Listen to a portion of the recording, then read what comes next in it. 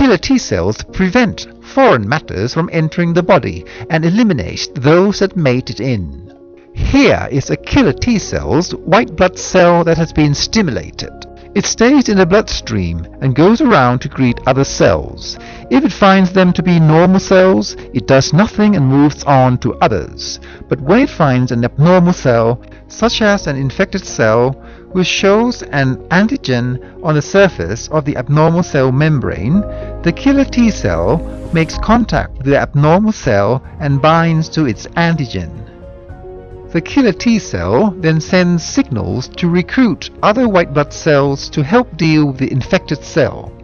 At the same time, the killer T cell releases perforin, shown here in pink, at the infected cell surface to generate pores in the infected cell.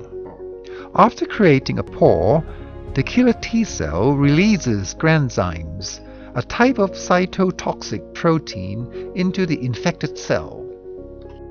The infected cell, which is also a protein, is destroyed, and the virus inside the infected cell, also a protein, is destroyed completely. This process truly kills the virus, in contrast to the other methods like using antiviral drugs that works only to suppress the virus from replicating.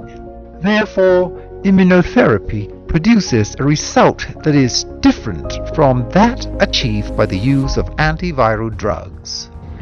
The point here is important. You may recall that we mentioned earlier that we were able to stimulate Th17. Today it is well known in the scientific community that Th17, which is a stem cell that has the ability to maintain genomic stability and the ability of self-renewal, can also directly eliminate infected cells. But for the most part, it is responsible for stimulating killer T cells, which, in turn, eliminate infected cells with high effectiveness. Both Th17 and the killer T cell that it stimulates are memory cells. Memory here refers to the fact that some cells have memory that they once dealt with the virus, and if that virus returns, our immune system will automatically destroy it. Therefore, the more we let killer T cells work, the more they become effective. Thus, the elimination of HIV virus is something that is definitely possible.